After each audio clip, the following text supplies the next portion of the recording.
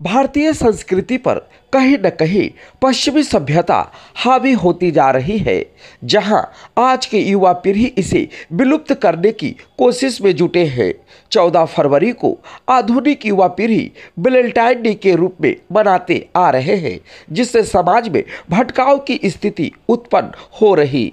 इसलिए भारतीय संस्कृति पर बाहरी शक्तियां हावी न हो, इसके लिए संत श्री आसाराम बापू जी द्वारा वैलेंटाइन डे के जगह पर 14 फरवरी को मातृ पितृ पूजन दिवस मनाने का आह्वान किया है, जहां आज उनके आह्वान पर दर्जनों स्थानों पर पुत्र पुत्री अपने माता पिता का पूजा करते नजर आए, क्योंकि माता पिता के चरणों में जन्नत है। नमस्कार दोस्तों, मैं हूं अरुण और आप देख रहे हैं संदेश आप तक। संदेश आप तक में आप सभी दर्शकों का स्वागत है।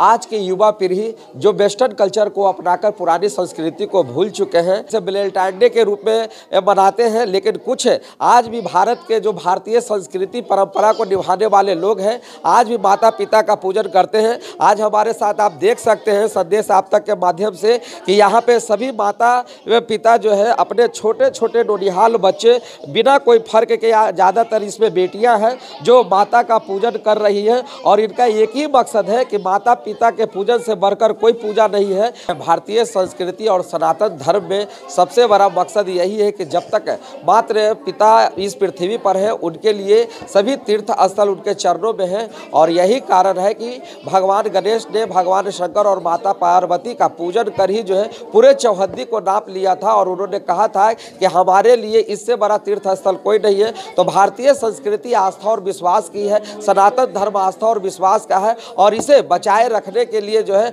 हम लोगों का भी दायित्व है कि हम लोग अपने अपने माता पिता का पूजन कर ही जो है उनके चरणों में ही बरकत है, उनके चरणों में ही जन्नत है। आसाराम बापू गुरुदेव जी के आदेश पर जो है मातृ पितृ पूजन दिवस मना रहे हैं। आखिर क्या मकसद है बापू जी का? यहाँ के बापू जी के कुछ शिष्य भी हैं जो आसाराम बापू के आह्वान पर 14 फरवरी को वैलेंटाइन डे के जगह मातृ पितृ पूजन मना रहे हैं। उनका मकसद ये है कि जो पुरानी संस्कृति को आज के युवा पीढ़ी भूल गए हैं, उसे कहीं न कहीं जगाना होगा। बापू जी के जो गुरुदेव हैं उनके शिष्य से भी बात करने की कोशिश करेंगे कि बताइए क्या संदेश देना चाहते हैं लोगों को? संदेश आज के युवाओं को ये संदेश है कि वो ये पश्चिम सभ्यता का अंधानुकरण नहीं करें, क्योंकि इसका परिणाम बहुत खराब होता है। कल होके वो अपना चरित्र का पतन कर देते हैं, इसलिए उनको कल होके बहुत परेशानी उठाना पड़ता है। और ये अपने माता पिता का पूजन करें, उनके मार्ग का अनुसरण करें, उनका आज्ञा का पालन करें। लेकिन पुरानी संस्कृति को लोग आज की युवा पीढ़ी भूल गए हैं। हमारे साथ बापू जी के कुछ शिष्य, उनसे भी हम लोग बात करने की कोशिश। बताइए कि आज जो 14 फरवरी वैलेंटाइन डे के रूप में युवा पीढ़ी मनाते हैं,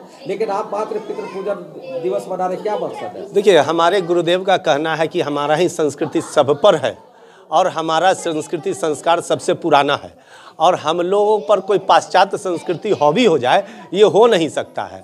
हम लोग 14 फरवरी को मातृ पितृ पूजन दिवस मना करके दुनिया को एक दिखाना चाह रहे हैं कि हमारे धर्म में और हमारे संस्कार में माता पिता ही सर्वोच्च हैं।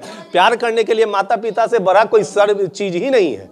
धरती पर भगवान जो दो चीज़ दे दिए हैं, जिनसे ही वो अपना निस्वार्थ भाव से अपने बच्चों को देते हैं। कहा जाता है माता पिता के सेवा करने से स्वास्थ्य उत्तम, दीर्घायु एवं धन धान्य की लक्ष्मी की वृद्धि होती है, जिससे कभी कोई कमी नहीं होता है।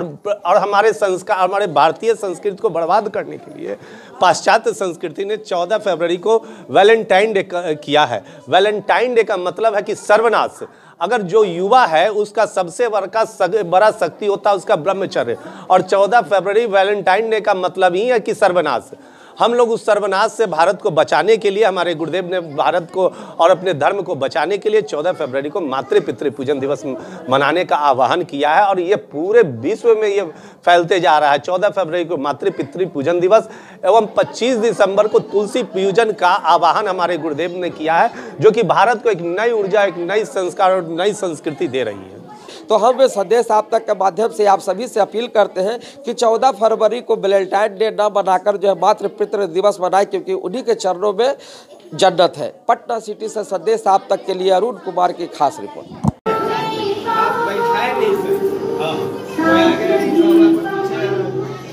बच्चा भी एक कतार में होना चाहिए।